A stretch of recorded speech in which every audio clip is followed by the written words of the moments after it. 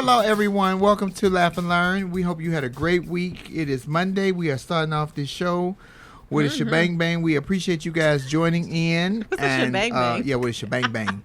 And we want you guys to chime in because the conversation may go a little left today. I'm going to try to keep it light, but some things you just can't make light of. So we're going to just talk about it. Where's our Nick? Is our Nick here? Let's bring him on. Because we had a very interesting week. What happened this past week? Oh, this past week, I got my name. Did I talk about that last Monday? Or was that last Monday that happened? What? Did I? Oh, that was last Monday after Laugh and Learn. Did I get my name on the wall?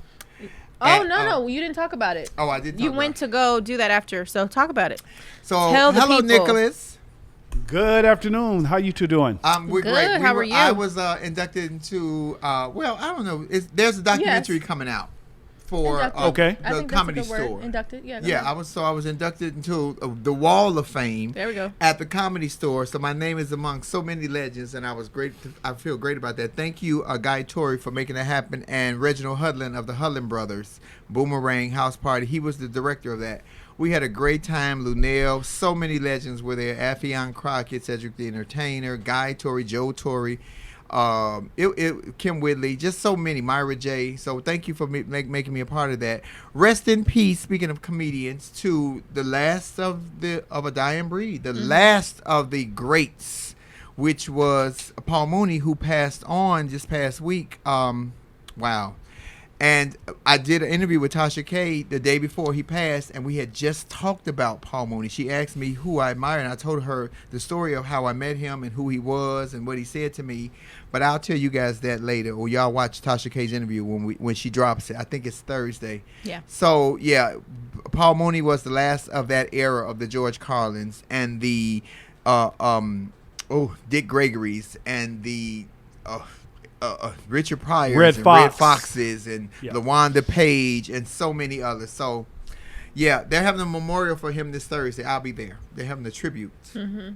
I'll be the fat pretty one. I won't wear this. I might wear this hair, but I won't wear this shirt. This shirt is just not complimenting me at all. Don't I look like I'm about to run track?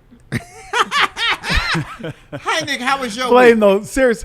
My week was good. Two things though you just mentioned. I want you to kind of expound on those if you would. For those who don't know, why was it so important to be included amongst these other comedians at the recognition? Why was that so important to you? We all played a part in a night at the Comedy Union.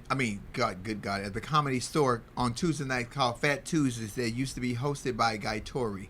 And a lot of black comedians or other comedians could not get on the main stage in the belly room at the Comedy Store. So they created a night called Fat Tuesdays, and it was for everyone. It was for blacks and Latino, and I was an anomaly. But Guy gave me a couple of opportunities. I actually met Kevin Hart there and worked with him on the show there. And they inducted me into that, and they asked me my story and how it went down, and it was great. It was dope. So for all the beatings that I took in the comedy world that you guys will never know about because I was abused, not abused physically, but the name calling and the ostracization and all that, baby, all them no's, I got that one yes. Y'all can go to hell because that one yes felt better than all y'all knows. Come on. I just wanted y'all to know that. We had to share part of history. I'm proud of Well, And I'm on the congratulations, main wall outside eye level. So when you walking past, you say Flame Monroe. So if you want to touch me, Lauren. Every time you touch my name on the wall, I'm going to say, I just want to say congratulations. I feel like Flame. I've just watched this journey for so long. I remember seeing you perform in places that smell more like fried chicken than anything else, and so I know that the struggle is real. You have worked the circuit. You have worked your way there. None of it has been given to you. So congratulations. I was a grave digger. Thank you. Welcome, Flame Mass. We want y'all to chime in. The conversation gonna get heated today a little bit, but we don't want to start heavy. Where we going, Nick? You take the lead. I'm gonna let you be the top. I'm gonna let you be the top today. Lord. And I'm going to start with how the feedback we got from this past week. People said, Nick, we need to see you in studio more often. And I got a lot of compliments on my Black Effect hat. So I will be wearing that every time from now on, since everybody said I looked better in the hat. Did y'all catch what he said? Did y'all read between lines? He'll be wearing the hat every time. He didn't say he was going to be in the studio every week. Okay, I just want to make sure y'all heard that because ain't nothing wrong. Ain't shit wrong with me. I just look like this. I'm just saying I haven't gotten my hat yet. So yeah, we haven't got. I haven't got my hat yet. yes. So I don't know let me about tell y'all the you dirt flaunting on the this. sweatshirts because we got some Black Effect sweatshirts. Nicholas ordered one for me and one for Lauren. He ordered mine too big and hers too small. Please don't ask a man for a woman's size. For anything. Yeah. Don't ask a man for a woman's size Black Effect Network. Oh my God! Don't do that. Yeah, because I truly thought that was perfect. Let me go ahead and just start jump right on in here. I want to remind Like, you. let's switch the Fix it, subject. Jesus, fix it. I want to jump in there. One of the criticisms we've been talking about with the Biden administration, many have been saying he had not been doing enough for African Americans, for people of color. They want to see more. They want to see more. Wine, right? Well, Joe Biden has said, you know what? Guess what? I have been. I think that there's something to be said for quiet diplomacy. Like, I think that we're so used to a former administration that needed to beat the chest and bang the walls to let you know everything that they were doing. And it seems like Joe Biden has been doing the work and worrying less about the praise or acknowledgement from those in the peanut gallery. Joe Biden just passed, moving forward with support for minority farmers. There are a number of black farmers who have had their land stolen or have been in deep financial debt because of just systemic issues that have kept them from being economically viable. So many black farms have been underwater financially, and families have struggled or have fallen out of the business after having this land or this business for generations. Well, the Biden administration just went ahead with a windfall. The government is offering to pay off more than $200,000 farm loans to different African American and indigenous farmers who have been systemically, disproportionately affected by policies in the United States, either by having their land seized or have not had the same economic opportunities as some white farmers. And it's just one of the little things that he felt needed to be done to try to right a wrong, a type of reparations. And I just thought that we should acknowledge the fact that there are several black farmers who will benefit from this. What you got to say, Lauren? I hear you, Nicholas, and let me tell you how I feel about the situation. Because, like I said, give Biden a chance. We can't expect him to work a miracle in a damn month. Y'all asked want a miracle in a month. I'm glad he's reached out to do something. I appreciate that. I'm Team Biden. I'm giving him a chance. I'm not giving him a pass. I'm giving him a chance.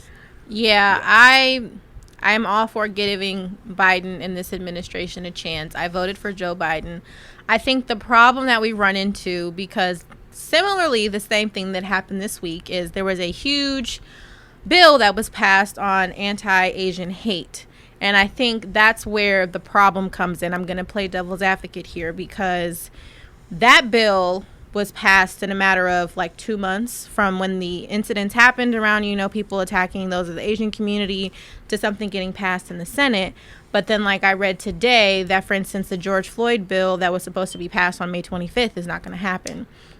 So while I think it's great that Biden's making these slow strides, and I'm not putting everything on him, but unfortunately, it's like guilt by association, because this is his administration. And the fact is, certain things are getting passed for other communities, and the things that need to be passed for us, the black community, is not happening, and we're the ones that elected him. So I think that's where we're going to continue to run into some friction with voters, really, because we can't get nothing passed for us. But, he's like, he's making small strides. And so, yeah, that's great and all, but where's our legislation? I think that's what we're going to run into. You're speaking about that, Lauren, and you're not a rapper, you're not a famous artist, you're not because they're awfully quiet right now. Those hold the vote ones. Hello? In the words of Cat Williams, can you hear me now? Can you hear me now? Can you hear me now? Can you hear me now? Because they all dead silent right now. Now, when the primaries come next year and it's time to vote again, I don't want y'all jumping out the woodworks talking about black folks hold your vote. Black folks, what they did for the black agenda. Because if the black agenda is now, you niggas is quiet. So the black agenda is moving forward, y'all not. If you ain't talking about it now, we don't want to hear it later. There's an old fable that me and Miss Rosetta love very much. If you didn't help me bake the bread, don't be here to help me eat it. I'm gathering the ingredients right now, the yeast and the flour and the sugar and the salt and the oven and all that. If you niggas ain't saying shit now, and I'm talking to you, and you know who I'm talking to because you know who you were that came out the woodworks telling us to hold our vote. Imagine if we had held our vote, the situation that we would be in right now, where they telling us what I'm looking at. You ain't telling me I seen. I got my good glasses on, but you tell me on January the 6th that was a tourist attraction. Nigga, if you don't knock it off, and I'm talking to the white boy, nigga, if you don't knock it off.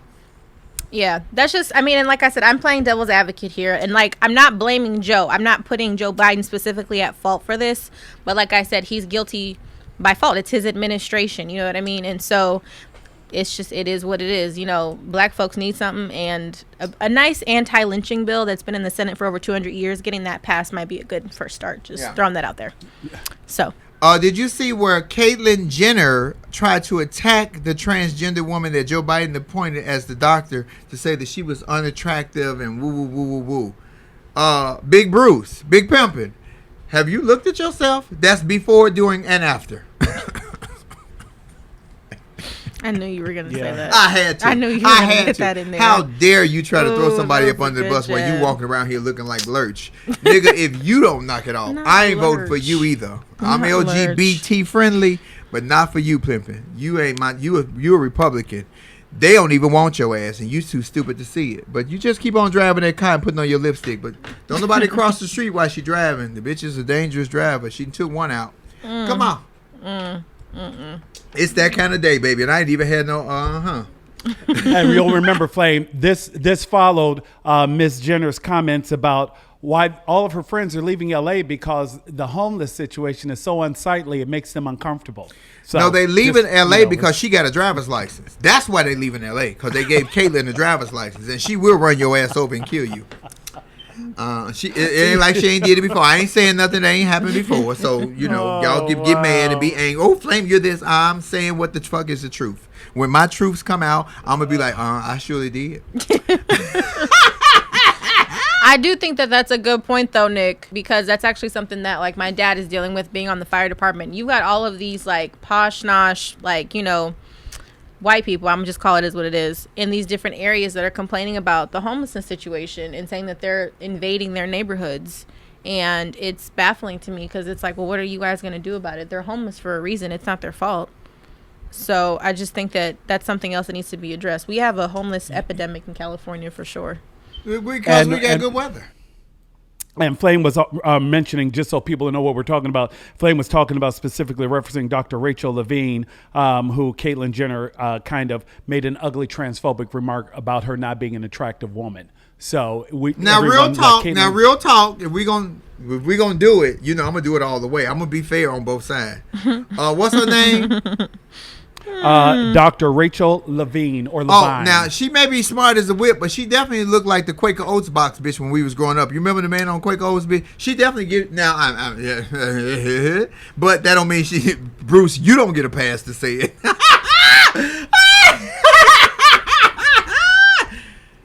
You know what? I had to close my mouth. I know who. Y'all, you remember the Quaker Oats box, right? That's why you're speechless. Oatmeal on Saturday morning, because you didn't get it every day. You got cereal, but you got oatmeal on Saturday morning. Y'all remember with the white hair? Oh, yeah. We know what you're talking about. Come on, Nick. Where we at? Two things I want to make sure we hit on today, and then we can, of course, move forward. But the two things I think are necessary to mention. The guards in the Epstein situation, I don't know if you all saw this, but they both took plea deals where they will be able to avoid jail time. And I'm specifically talking about, if you'll remember, Epstein, who was found dead by suicide in his cell. Allegedly. Yeah, I got to agree with that one. Allegedly. So Michael Thomas and Tova Noel were charged with lying on their prison records to make it seem like they had made the required checks, and they actually had not. It looks like they were surfing on the internet and had kind of fallen asleep. But what's important to mention in all of this, I think it's more than anything, they both had been working 60 to 80 hours that week because the facility is notoriously understaffed because the staff is underpaid. So they have a hard time retaining staff. Those who are on the payroll are often required to work overtime. And in this particular situation, both Michael Thomas and Tova Noel had both done overtime. They were on like their third day of overtime and were simply exhausted. So all of it fell on them that because they had not done the check, the reason they had to take a plea deal, they were charged for not having done the rounds, falsifying that they had done the rounds. And because they had not done the rounds, it is suggested that they could have prevented Mr. Epstein from taking his own life in his cell. What you think? I don't think that it's necessarily their fault, because I think the fact that they're underpaid and understaffed, it takes a toll on people. And I think that that should kind of trickle up the ladder to whoever's responsible for that. I don't think it should necessarily fall on him. However, or them, excuse me.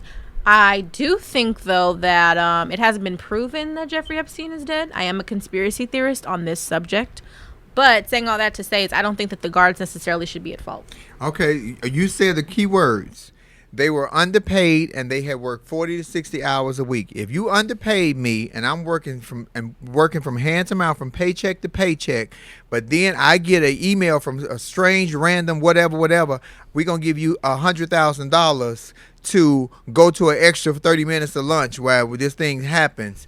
Guess what I'm taking? The 100,000. They already agreed to the plea deal. They're not going to do jail time. The money is probably somewhere sitting up, because I'm going to say what I said. That nigga ain't dead. He had way too much money, and 2 days before his alleged suicide, he transferred the money to somebody else. Everybody was paid off. I believe, my conspiracy theory, that had he been dead, I know they got Ghislaine Maxwell, but he sent that information, and he held the keys to the city. He knew where the bodies was buried. He sent that information to somebody that nobody else knew about, that he knew, loved, and trusted. If ever have anything, and with the note that if anything happens in my demise, release this. Has it been released? That nigga is in a cave with an underage girl. Both officers were guarding Epstein and were working overtime because of staffing shortages. One of the guards, who did not primarily work as a correctional officer, was working a fifth straight day of overtime. The other guard was working mandatory overtime, meaning a second 8-hour shift in the single day. But Nick, don't you smell that? You smell that lie up under that? So this is a man who everybody in the country, he could bring down billions of lots of people. He could bring down dynasties because of all the information he had. Y'all put him in a place that's understaffed. Hear this. It's understaffed. They working overtime. He should have been like they had in Scandal. He should have been in a room where you could see everything he's doing 24 hours a day. That was all a conspiracy to me. Why would y'all send him there when it's a lie to me? I smell it. But you know what? Even in Scandal, Candy Alexander got away. Wasn't that what's her name's mother? That's different. She was secretly an op. It's different. She was an op. They put him in a place where they knew he was going to be able to get away. It was, to me, I think the whole thing was a setup. Well, technically, that's supposed to be one of the most secure facilities, right? That's understaffed and overworked. Yeah. Yeah, well, Flame, I'm just telling you. I'm listening to what you tell me, what you're reading. I know you're reading it, but I'm listening and I'm reading between the lines as you saying it. Right. I just think that I do think that things like this feed into the ideas of conspiracies because it leaves so many questions unanswered. How this man had he not had a pattern of seemingly escaping justice time and time again, that prosecutor in Florida who kind of turned his back and let Epstein get away with things that normal people would not have gotten away with, it does indeed cause one to question how voracious they were. Oh, wait a minute. Is that the same facility that El Chapo escaped from? Oh, good question. I don't know. That I don't know. Yeah. No. That I don't know. But I'm just saying, I don't know if there's any such thing as a secure facility. Because, remember, Alcatraz was, the most secure thing ever in life, right? And 6 people escaped, and it's on a freaking island. So, is anything actually secure is really the question these days. So, I mean, it is what it is.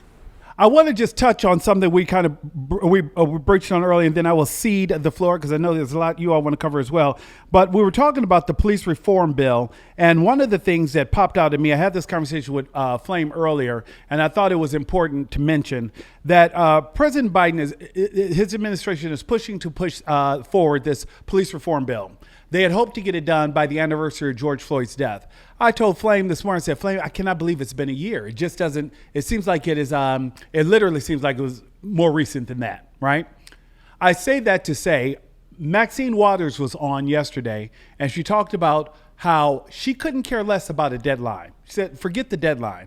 If meeting a deadline means they're only going to get part of what we need, then I'm not worried about a deadline. She says, I want it all. I want a ban of the chokeholds. I want a registry where officers who are fired for bad practices are not allowed to be rehired in the next city over. I want things that we can actually see that are tangible, that can make a difference and a change in the community. She's suggesting that we get rid of the idea of worrying about a deadline and focus more on the fact that we get the things that are needed so that those who are being policed by the police can feel comfortable in their communities. And I just thought that was something to also keep in mind as we wait to see what the Biden administration will do in the area of police reform. I don't agree with that. I love Auntie Maxine and everything, but I don't agree with that, because I think if we start getting into this space of we don't need deadlines, I mean, I understand the thought of making sure we get everything in the bill, but if we start, ignoring said deadlines or kind of creating a strategic plan of when we should roll things out, we get into a situation where it's 200 years later, I just mentioned this, and we still don't have an anti-lynching bill passed. So I understand, in the foundation or the root of what she's saying, of course we want everything in the bill, but I still feel like, timetables should still be set forth in order to get things done. Otherwise, it'll just be in limbo forever and a day, and nothing gets passed, and then we have instances where people feel like, us black folks, we're not getting our dues. And Lauren, I think you and I have both worked in the area of comms where you have a strat plan for a reason. Exactly. So that you can have these clear benchmarkers. And when you don't hit area 1, you can go back and say, hey, what's happening here that we haven't hit 1, so we can move on to 2 and 3. Absolutely. Exactly. There's a value to having a strat plan. Yeah, but coming in from another angle of that, I get what she's saying, because we want something done. Like you said, Lauren, we don't need a timeline, but we've been waiting already 200 years to get this passed. So if we can get something done that'll keep us moving forward, I would appreciate that. But just not the most minute shit, because what they will do is pass the most minute things as opposed to the stuff that we really need, like police reform. We really need police reform done. And if you don't think that we need police reform done, turn on your news. Well, I don't care where you live. Turn on your news. I don't care what state or city you live in. Turn on your news. Well, I will say is that there is a sweeping police reform, happening across the country. I was also watching that today. I know, like, Colorado is passing something, and, we talked about New Jersey saying that they want to end qualified immunity, and they've kind of taken some steps, towards that. So police reform is definitely a hot topic right now, so it's interesting to see, at the state and local levels, what they can get passed legislatively. So something's in the works, but there's some been in the works a long time. Well, I think it's different this time. I think it's different this time. Yeah, I think it's different this time because in the past, I don't feel like police, brutality has ever been on such a global level at this point. I think that we've gotten other, countries and states involved, and it's a universal issue at this point. It's across the board. So I think that because there's so much more buy-in at this particular point in time, that something's going to manifest. Can I say before we move forward, hats off to Common, Lena Waithe, and the producers of The Chi, and the actors and characters of The Chi were started last night, because they talked about this. They actually played a scene out of where the 2 young black boys were walking out, and the police came and slammed them and beat them and woo woo woo. Because we, as much as we say we don't, I tell you, I don't want to see it. I don't want to see it. We need to see it. We need to see that it's really happened, and I appreciate them acknowleding. Have you changed your stance? I kind of changed my stance. I hate to take it into my DNA personally, but now I realize that I need to see it, because then it flares something up in me. Now, I don't want to go watch Roots and then go outside and just start fighting white people. That's the people next door, because they white on both sides of me. But seeing it makes it not believable, because I believe that it was happening anyway, but it makes it more real to me. Yeah, it makes it real. It makes it real to me. And when I saw that on The Chi, I was like, that could be my son. That could be my daughter. Those could be my nephews. It's scary, but thank you for at least putting it, because that's what Norman Lear used to do in the 70s. He put it in your face. Putting it in your face to make you acknowledge. It makes it real. For sure. 2 things, and I'll just throw this out there. I saw on your favorite network, Flame, which is, because you watch it all the time, CNN. I see that CNN just released one of your favorite commentators, Rick Santorum. Why? It looks like Rick Santorum had a bit of an racist comment moment about Native Americans, and how I guess he is quoted as saying, we birthed a nation from nothing. I mean, there was nothing here. Yes, we have Native Americans, but candidly, there isn't much Native American culture. There isn't much Native American culture in American culture. Native Americans have contributed nothing. He got fired, right?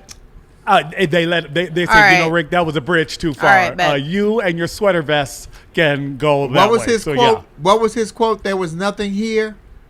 Yeah. The indigenous people were here. Thank Y'all you. came, so that's what brought nothing here, because y'all came and raped and pillaged and killed and the main what they call it when they cut you up? What they call that shit? When they Murder?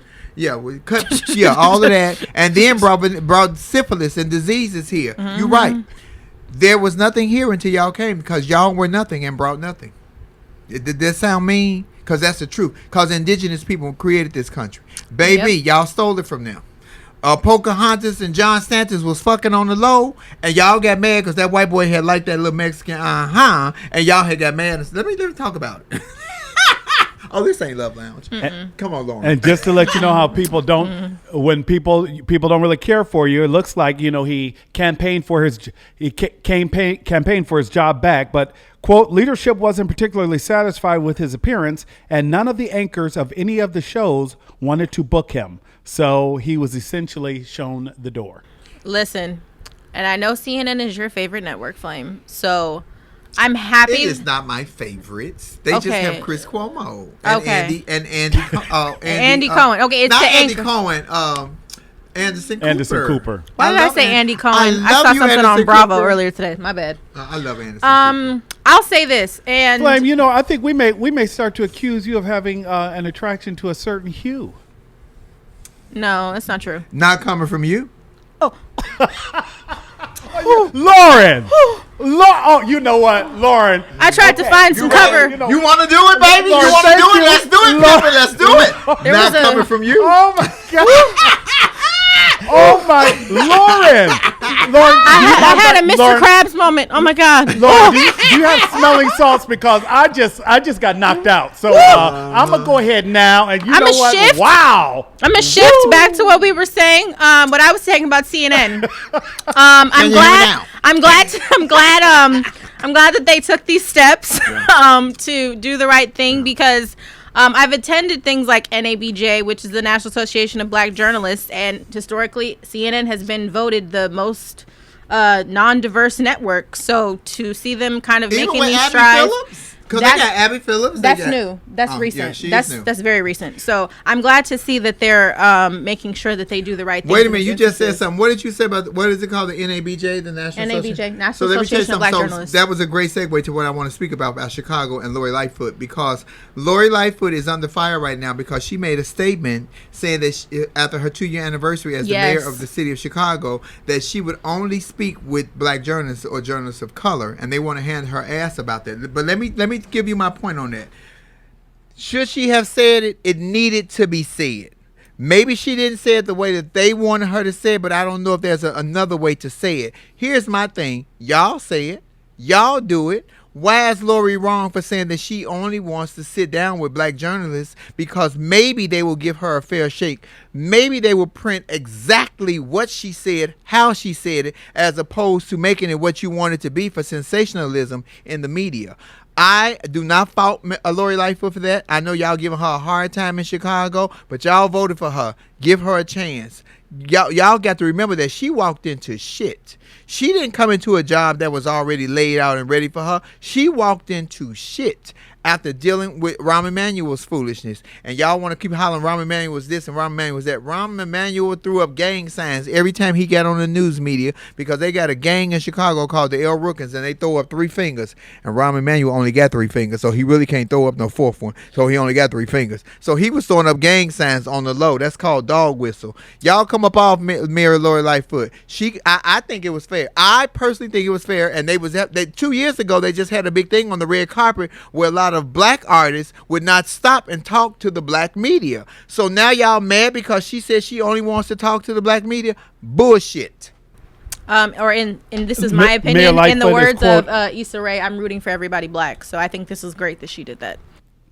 Mayor Lightfoot said, if I, as the black woman mayor, the first ever, don't change and challenge us and challenge the collective us to do better, to really make sure that in every institution it reflects the diversity, nuance, and texture, shame on me.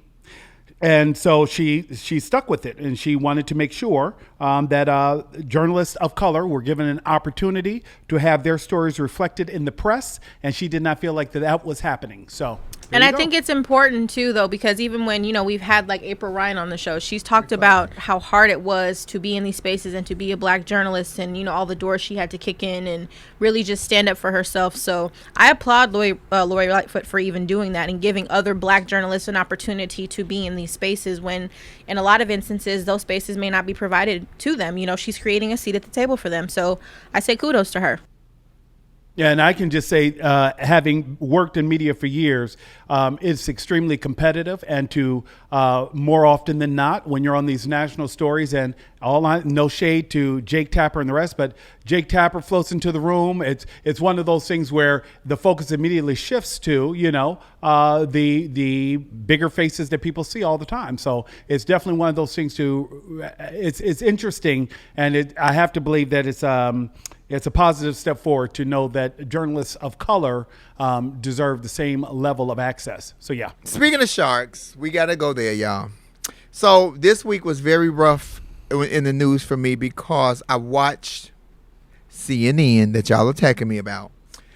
And they showed, what was his name? Was it Richard? Ronald Green, the murder of Ronald Green, that they clearly said that they told his mom, I'm telling you, and I hadn't seen the video before I seen his mom's testimony. His mom came on and talked about that they had told her that her son was killed in a head-on collision on impact. And then we saw the video come out where they beat this man and where they tortured this man, put his face on the ground, drug him handcuffed with his face to the ground, and then audio said, "Oh, I hope he don't have AIDS because we got his blood everywhere." But they lied to the family, and for 2 years, these guys are still on the force, still working. So in 2 years, what other shit have they done? Because they still on the job. And I'm telling you what I said when they gave us guilty for Derek Chauvin. I said if they give us one, they're going to want 10. Day one, they started 15 minutes after Derek Chauvin's guilty by killing Ma'Khia Bryant. And justifying it. But I think that it's also something that we've said, though, now that we have social media and, ways to actually get these videos of what's happening in the world out there, it's a great thing. But there's so many, black folks that are being murdered by police that we just don't see. And I think more and more these stories are coming up and they're going to come out. And luckily, we talked about body cam footage as well. So I don't have any words for this. I think, unfortunately, and I've said this before, that this is just going to continue. It is still the South. The South is still the South at the end of the day. I don't care how purple, a state may turn, but there's a serious systemic racism that is ever evolving in this country that is still very prevalent and that we're going to continue to experience. It's unfortunate. That what you said on the South, but look, Minnesota, New York, they killed, what was the guy they choked Pasadena for selling cigarettes? Pasadena. No one is safe. I think it's policing, period. They chokehold him. Remember the big guy? He was selling cigarettes or something. What was his name? Eric Garner. So that wasn't the South. It's just a fucking ridiculous. Well, right. I say this, and then we just had the police incident in Pasadena, and you don't get any whiter than Pasadena, California, right? So I think it's a policing overall that needs to be re-examined. I say that the South is still the South, though, because there's still a deep-rooted racism that's there. I mean, police brutality is one thing, yes, and I understand that it's specifically targeted towards us. But when I say the South is still the South, I didn't experience what that fear felt like until I went to Atlanta, specifically Savannah. And I had to do my research of Savannah, Georgia was one of the biggest slave ports, in the country. So, and one of the largest Jewish communities too, though. So, Lauren, I think though, go ahead. No, go ahead. Go ahead, Nick. I think two things, though. I think that it's easier to paint the South with that brush because covert racism is better played in California and larger cities like Chicago and New York. But I think overt racism is visibly displayed in the South. But to somehow not recognize or not appreciate the stealth manner in which racism is dealt in California, I think could be missing the larger picture, because I definitely believe it's there, or at least Northern California. Southern California may be immune, but I know that living in the Bay Area, it was definitely a challenge to not recognize the level of systemic racism that was endemic in much of Northern California. I mean, I'm not about to single out any specific state, and I made it general by saying the South. As a whole, this country was colonized, and we have a systemic racism issue across the board. Like, that's just fact. I'm just saying the South specifically, there is more ingrained racism. This is my opinion. We can, go back and forth about this, but there is a more overt, sense of racism, whatever you want to call it, that I experienced in my opinion. But of course, we're dealing with blanket racism across the country. I mean, if we're going to talk about it in the police sense, New York has probably the most brutalized police force in history. There's no other police entity that I know of that is more brutal than New York. But L.A. No, New York, hands down. New York. Nicholas, you gonna come up off California? Don't be attacking my city. Well, no, L.A. is the reason we had the race riots, you guys. I mean, what we can do. This is what I think, and I just want to be clear. I get that living in California affords you a level of removal. I get that. I lived there long enough. I totally get that. But I think that what also happens is that sometimes California also blankets people in a false sense of security. I don't want you to think that California doesn't have issues, you guys. And that's just my plea. That's my personal plea. But nobody's saying that, though. Also. Nobody's saying that California doesn't have issues. But to suggest that New York's police department is worse than LA's. It is. I mean, we know the LA riots. We know what happened with LA. We know that Detroit had riots. Bama had That's riots. not a good example. I'm sorry. I got that. But we were talking about New York being worse than LA, and that's not true. And that's what I'm your saying. opinion, I just though, want to Nick. make sure we focus on that. I think you're the only person that's probably going to say that. Being that, gotcha. That's your opinion. I'm just saying. I don't know of anybody else that would say that LA is worse than New York. Just if you look at the blanket history of what's happened in New York in terms of the police, everybody that I know of would strongly disagree with you.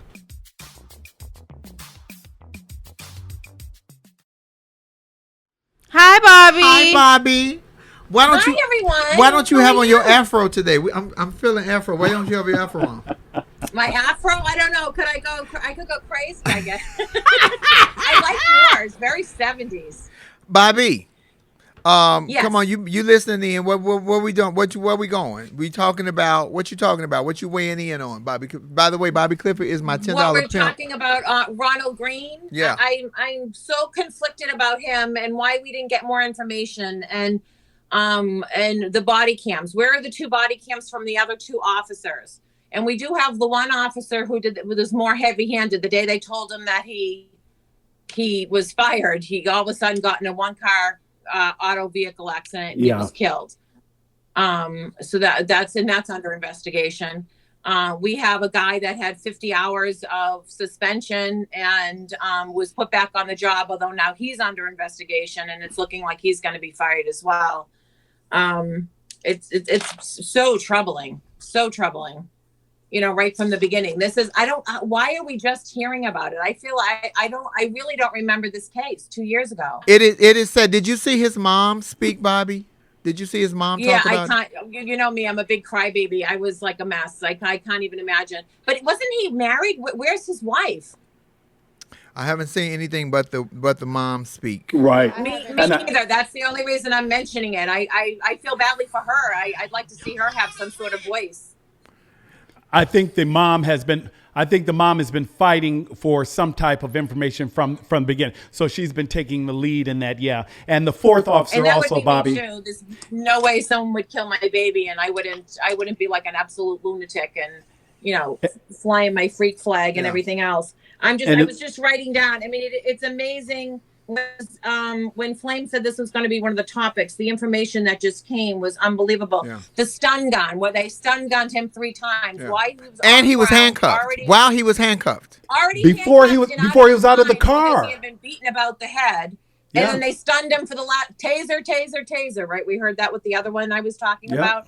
And so everybody backs off and what are you stunning? For what reason? Yeah. I just don't even know where And I also thought it was very brave, and maybe because I'm coming from your side, that with the ED doc was the first one that got the ball rolling and said something doesn't add up with this patient as he went through everything. The story that they're telling us is right in the medical record, which is great for the family. It's not what I'm looking at. Right. So I thought that was pretty brave, considering he was probably surrounded by police, right? Absolutely. That were all there. I thought I feel badly for the person who did the autopsy with limited information. You know, they didn't go one way or the other, but it was clear. They said once they saw that what actually had happened, and they were presented with that, what happened to the patient. I think this case, though, also requires that we acknowledge a couple of things that I think were done right. And that is the AP fighting for the release of this tape, because the state of Louisiana had been fighting, Louisiana troopers had been fighting the release of the videos from day one. Officers at this time were required to activate their body cam, and one officer deactivated, but they were able to piece together. There were times when Mr. Green was out of frame, so we couldn't see what was happening. But none of this would have happened if the AP had not just kept pushing and filed what is called a Freedom of Information Act to have that information released. So now finally Mother Green, because I forget her first name and I want to be respectful, Mother Green is finally getting real information about what happened to her son. But 474 days, Nick. Why 474 days? Well, I don't understand. So I'm happy that happened, but why didn't we hear this earlier? Yeah, a great question. But, again, everything is litigious, right? So AP can only file and push through the courts to get this information. But you have to remember, no, you're 100% right. I'm not blaming them. No, you're 100% right. I just don't know why we're only seeing the footage after all this time. Why it took so long for anybody to even start the investigation. And here we go. They were going to get it. If they could have got away with it, they were going to. They were going to get away with this if they could. Yeah, and I saw reports that the attorney general was in on this, and even the governor tried to cover it up. So it was a whole myriad Lauren, of folks. So what happens when you don't have a Mother Green in your corner fighting for that truth, who just won't stop, right? Who's the parent who just won't let it go? Well, the police said he died in the crash. Let it go, Mrs. Smith. Nick died in the crash. Let it go. Oh, okay. Well, there's some parents who are just not gonna. Oh, okay. They're gonna fight, and she's clearly one of them. Yeah, Thank God. I mean, I think this goes to what we've said too, is that there's just so many that we probably don't know about, because there's so many cases that could have been covered up or just not being covered in the media, and people just don't know about because we just don't, have the information. So his name is Ronald Green. His name was Ronald Green. He's passed on. Y'all asking who it was. Hey, Dawn, it is ridiculous to think that we are living in such a situation that they still doing shit like this and getting away with it. I'm not gonna blame just the state, or because it's happening everywhere. And I'm telling y'all, and I know this is gonna sound very vigilante. We got to do something. All this talking shit and marching and protest. Baby, until somebody take a stand and sacrifice their own self and fight back to kick off something, and I'm not saying that, but if that's how it's gonna have to happen, God damn it might have to happen like that. We're sick and tired of saying we're sick and tired. We're sick and tired of saying we wait on somebody to pass the bill. Baby, shut up, Flame Monroe. Shut up, Flame Monroe. The only thing that I'm hoping is that with now this case, right? So it's another case 2 years older, that there are other Mother Greens that are now going to start looking at their children's cases and start asking for them to be open and be reevaluated. So, when we get some complete transparency, maybe we'll get some movement. That's my only hope and my prayer. And I personally believe, and as disheartening and as frustrating as this is, I believe that this is another example of progress, right? I do believe that 15, 20 years ago, without the advent of cameras and video to expose the truth, I think the best disinfectant is sunlight. So that when you have this information out there, I feel like this is progress that is being made so that people can see. Because unfortunately, I do believe that a large part of the civil rights movement and its success was televising people having hoses and dogs turned on them. When the world is awakened to what is actually happening, people can say, you know what, this is not okay. So as discouraging as this is in 2021, I have hope. And I am inspired by things improving from the way that they were and must have been before we had eyes to actually see what was happening. No, I agree with that 100%. I have had conversations with my mother when we've watched, the History Channel, and you watch some of the stuff. And she said, having it be transparent for them and shoved in their face was eye-opening. Prior to that, they would have said, well, why did they go there? Why did they do that? But not that they were troublemakers, but, if they just stayed, someone just stayed on their side. But then when they saw it jammed in their face, what was actually happening to these people. Absolutely. But here's the thing. We see a whole lot of shit publicly jammed in our faces, but the people that we have instituted in the laws and the people, like they telling us January the 6th was not an insurrection. We watch this. We see this. White America see it just like Black America see it. But they telling us that's not what we saw. No, it was a trip to it was a White House visit, remember? Yeah, but my point is, we seeing it now on camera. We're seeing it on video, but then we have people in places of government to tell us, oh, that's not what you saw. You're not going to tell me what I didn't see. I got my good glasses on. I can see that shit without my glasses on. It was straight out murder and protest. That's gaslighting at its best. Yeah, it's gaslighting at its best. Absolutely. They want those 5 seats that they potentially could win in the midterms. And that's what they are trying to play down everything as much as they possibly can so that they can win those 5 seats. If they can get those 70% of people who think that the Republicans who think that the election was stolen, and they can twist their minds to think that this was not a bad thing, when you clearly knew it was because you were looking at it. Because a day in the park or a regular day for tourists going in, they're not hanging off the friggin' walls and scaffolding. They didn't bring pepper spray with them, et cetera, et cetera. Yeah. And body paint, painted like the shaman, that happens all the time. Yeah. Oh yeah, they found one guy had like 9 pipe bombs, and they had all kinds. And that's why I keep telling my people. I'm telling my people, y'all worried about a PPP loan and all this illegal shit. Y'all stop buying Gucci and labels and buy you some ammunition. Nearly 140 people were injured and at least 5 people died in connection with the riot. There is also deep concern among Republicans that an independent investigation will focus negative attention on their party as the 2020 midterm elections near. That's 2020. Exactly it. So I've been talking about the midterms. It's coming next year. That's all I keep talking about. Absolutely. Yeah, absolutely. And so when Nancy Pelosi, they passed that they wanted the independent investigation, they're going to fight it tooth and nail because they desperately don't want this brought out to the forefront and more information to come forward. Mm-hmm. And I don't know about you and everybody else that's online today, but have you heard a regular day in the park? Have you heard of 100 and some odd people being injured every single day since January 6th? No, right. It was a very different day. And Bobby, I'm the oldest one here. Please tell me you remember Benghazi, because it never died. They're still after Hillary. They didn't shut the hell up. I would love it. Maria Shriver had posted somebody, and I am blanking on his name. His first name was Bob, and he was in the Senate and he was losing his mind, and he actually brought that up. He was. I'll have to send it to all of you. It was a phenomenal clip about how they didn't and he literally said they didn't shut the hell up about Benghazi. It was dragged from one end to the other, and this is trying to be swept under the rug. It's absolutely disgraceful. Benghazi, that was Hillary, right? That was Hillary Clinton, right? Yes. Yeah.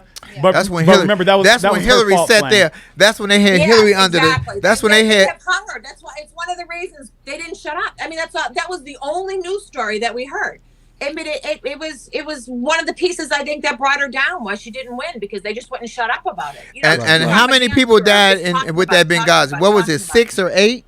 How many people died? 6 or 8? Pandemic. 5 people died. 5 people died. They made. Yeah, did you say 5? I think it was just 5. They held Hillary's feet to the fire for such a long time. But Hillary was so gangster when they had her. She sat there like Lawrence in here with one glass. One of her glasses was fixed and the other one was shattered. That was a black woman move right there all day. That's some black woman shit. Because we ain't going to get shit fixed until we have to. She sat there with her arms folded and she said, what else do you want me to say? It's done. 5 people died on Benghazi. None which were Americans. Were they Americans? But so. 600. How many hundreds of thousands have died right now from the pandemic? Okay, I'm just gonna let y'all sit on that one. Well, there was also the comparison too of her to. I remember Brett Kavanaugh when he was crying while he was being investigated before being elected to Yeah. the Supreme Court. So, and Hillary did it like a G. So, you know. Hillary was gangster with it because Hillary Yeah. didn't want y'all in her emails. Everybody telling something she don't want. She got something to hide. You know what Hillary was hiding in them emails? She had a boyfriend on the low because Bill was already cheating with Monica Lewinsky nasty ass. So Miss Hillary had a dip on the low and she was sending out some sexting pictures.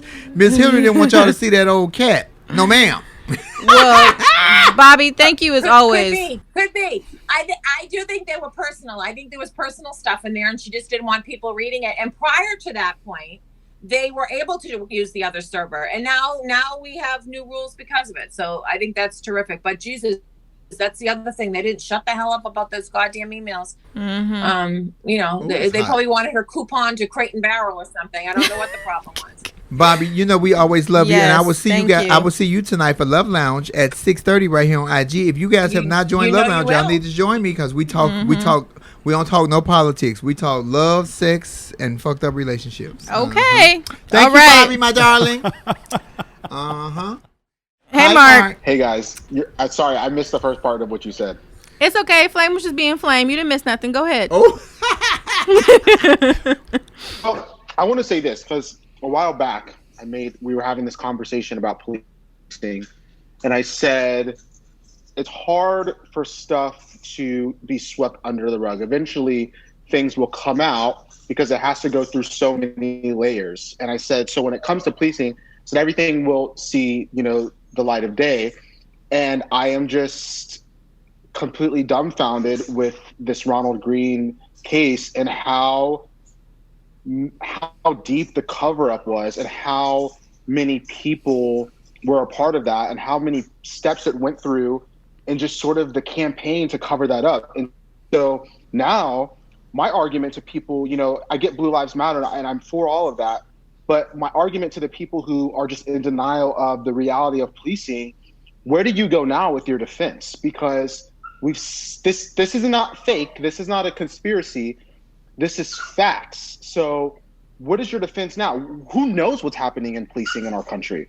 I mean, it's scary to think about it, but I could only imagine knowing that something happened and I wasn't, I didn't fall for the trick that the police were trying to, tell me about my loved one, and just finding out that he was murdered brutally and that there was a cover-up campaign behind it. I couldn't imagine.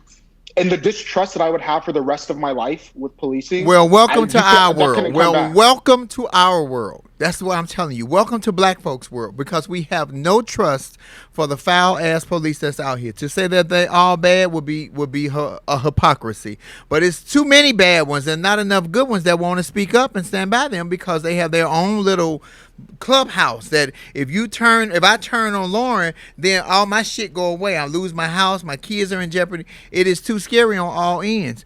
And then you got people who we voted and put in positions of power, congressmen, senators, and all that, telling me what I did not see. I don't have the best eyesight, but God damn it, I saw a murder. I seen a couple of murders in my face. You're not gonna tell me what I didn't see, cause ain't shit wrong with me, and I'm not a weak person. Neither am I a follower. I'm a fucking leader, and a lot of y'all need to find y'all voice, find y'all heart, y'all strength, y'all brain, and y'all courage, and get y'all asses home, cause some of y'all lost. Y'all let people tell you what they saw, and then you believe what they tell you that you saw when you know what you saw. Some of y'all need to get a glass of Kool-Aid from Ghana. Let me just say that. Some of y'all need a glass of Kool-Aid from Ghana. It's called the Jim Jones effect, because some of y'all stupid. Mark, Well, and this goes ruffled back- a couple feathers with that Blue Lives Matter comment. I'm gonna just let you know up front. Fuck a blue life. Yeah, you Fuck ruffled the some. police. No, my point was I get people. I mean, I think collectively most of us have respect. Now, obviously, there's law enforcement officer. I'm not saying that, but I think we all know someone who's good. So my point is I'm not negating the history and sort of the brutality of policing today. So I don't want anyone to take my words the wrong way, but it was more so is now your defense can't be, oh, well, that doesn't happen, this as often as we think it is. It's like, we don't really know. This was covered up so well for 2 years. We can only imagine what is happening on the daily in this country. And this is So one story. That's one story. Yeah, exactly. One Right. story. Correct. And so, this goes back to what I said. There needs to be separate entity that is reviewing specific cases, but every department needs to have somebody there, some sort of counsel, independent counsel, someone who's not elected, someone who's not bought out. I mean, you so I don't know what that 24. looks You like. are so 24. I love No, it. I'm not. No. Listen, because there are. It's not gonna work like that, baby. It is, but it's not gonna work. The ones that Correct, are but it independent needs to counsel work are that not. way. I know what you're saying, baby. Don't you hear the argument? It's been needed to work for 400 years. But hear me when I tell you, Mar, that there are people been put in those positions to overlook it. They put people in those positions to overlook what has happened and know that it is wrong. It's not the integrity. It is, do I want to change my lifestyle? Look at you, Mark. Look how you live. So I'm using you as an example. The way you live, your expensive doll. You wouldn't want that change, because if Bay goes against the grain and Bay loses everything, not to say that you don't have your own money, but then y'all lives change. People don't want to change their living situation. They don't want to change where their children go to school, and they don't want to walk around in fear. So as opposed to them pushing back, they just don't say nothing. And it gets the job done. Or they put people in positions that will do everything that they ask them to do and say. That is the reason we lost Liz Cheney, because Liz Cheney was not playing the game that they wanted her to play. That's why they put that other weak bitch up there. I said it. Yeah, I mean, I do. It's something that seems impossible. I'm not saying that that's a lie. My point is that what's the solution if we can't figure out and get to a point where each department, there is some sort of third-party oversight or something that's reviewing these. I mean, think about this. The medical examiner's report, the physician in the ER said something wasn't right. How did that not... I mean, what was the cover-up with that his mom, yes, she had her doubts of the situation she was told, but still, even something that's in writing, how is that covered up? It seems unrealistic that there could be a third entity that's going to be overseeing this, but that's really our only solution. If not, nothing's going to change. I mean, nothing's going to change. I mean, that's my opinion. The only way is if we truly found a way to get to that point where there was this governing body overseeing this, because, again, I don't know what the solution is. What are you going to do? So I know a lot of comments I see that it's not about youthful innocence. It's not about me being naive. It's the reality that if we don't have that conversation, if we don't get to the point of having that conversation. Do not read those comments. Oh my God. It doesn't bother. No. It doesn't bother me. My point is though, if we don't open up that conversation, then we're not going to change anything. We're going to just be stuck with the status quo. That's all we ever do, though, is talk about shit. Better. That's all we ever do is talk about it. Baby, somebody got to do something. I'm going to tell you what we about to do. We about to come up out this garage. Thank you, Marky Mark. I am burning up. I mean, I'm hot as shit. And I ain't got nothing on, and I'm hot. I want to close on one positive note, again, talking about quiet diplomacy. Last week, we were talking about the conflict in the Middle East. There is right now, at least for a time being, a bit of peace. So to Jericho and his family members that he was talking about who are Palestinian, who are still there, I'm happy that for now, at least, there seems to be a stopping of the destruction and the violence that was happening in the Middle East. So, can you do me a favor, Nick Smith News, please? Can you report that we having that same incident here next week? Can we stop? No more violence, no more shooting, no more killing black people? I would love for you to be able to say that next Monday. I would love for you to be able to say that. I will feel great about having my daughter get her driver's license and driving the car, because then I won't be worried about whether she's speeding or on the phone. I would be worried about her being pulled over by a goddamn police officer that did not see that my daughter was a beautiful young woman. He just saw a black girl.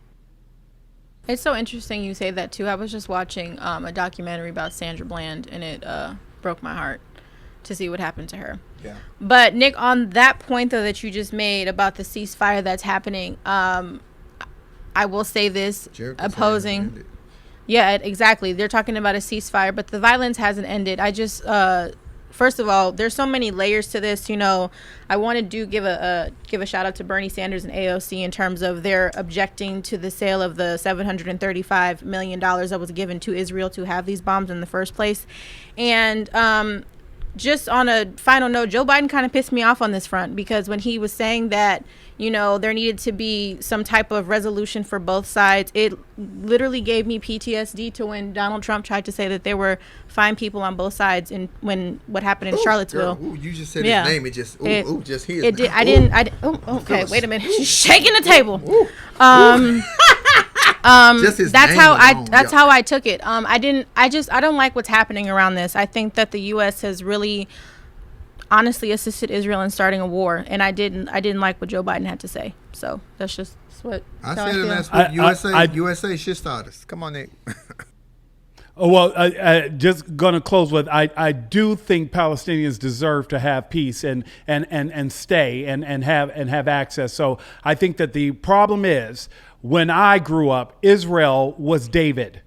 Israel has since become Goliath. So the sympathies have started to shift. There was a time when Israel was the one being picked on and bullied, but that's not the case anymore. And I think that we need to recognize that Palestinians deserve to live in peace and not be bombed relentlessly. And that's all I'm saying. And I just think that somewhere in there, we need to find a way to make that happen. And I think that's the problem with narratives, because Israel was never bullied. Israel was always the colonizer. And the fact that that was your original sentiment, Nick, I think goes to what the problem is. That's like people trying to say that Christopher Columbus was bullied when he first got here. Seriously, it is. I think that's the problem with the narrative. It just is, because Israel was never bullied. They were the colonizers. They were. Ladies and gentlemen, this is why Laugh and Learn is what it is, because we learn from each other, learn from you. Nicholas and Lauren has had a day today. I love it. I wish you would have been in the studio, because I would have had my sign up with my swimming suit on. I would have been a bitch walking around saying round one. I want to make sure I'm clear though today. I want to make sure I'm clear. Israel was never a victim, and New York has the worst police force. Honestly, Nick, on the police front, we can agree to disagree, because some people have said that I was right about New York. Some people have said you've been right about New York, about Los Angeles. We can agree to disagree on that. But I said what I said on the Israel front, and I'm sorry. It's just that's the facts. Google, see everybody saying Google 1948, Nick. Google it, and you'll see. That was the year I lost my virginity in 1948. Ladies and gentlemen, thank you guys so much for joining us here at Laugh and Learn. We get out this garage because it's hot, and I just want you to know that the Tasha K interview is coming out this week. The bites are already up. Secondly, I want to clean up something, because Tasha K put out a bite.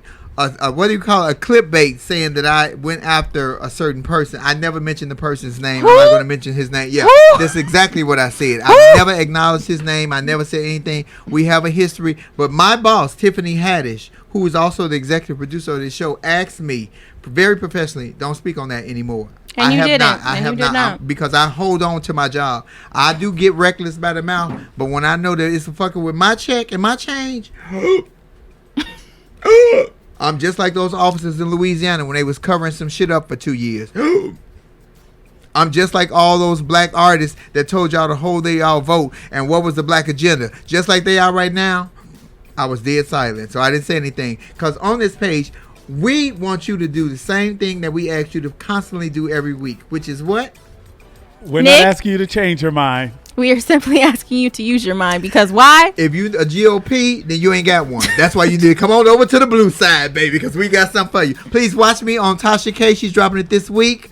Love Lounge will be tonight right here on IG at 6:30 p.m. You can catch my partner, Nick Smith, on all social media platforms under Nick Smith News. That's one word. You can also catch my other partner, which is right here, Lauren Hogan, eating these oxtails in a minute. But you can watch her on Lauren Armani H on Instagram and Lauren Hogan on YouTube. Mm-hmm. And you can follow me on YouTube, Flame Monroe, and on IG at Monroe Flame, and on Facebook, Marcus Flame Monroe Parker. Do not follow my Twitter page. It's full of smutty porn. I like it, but don't you watch it. Okay, thank you.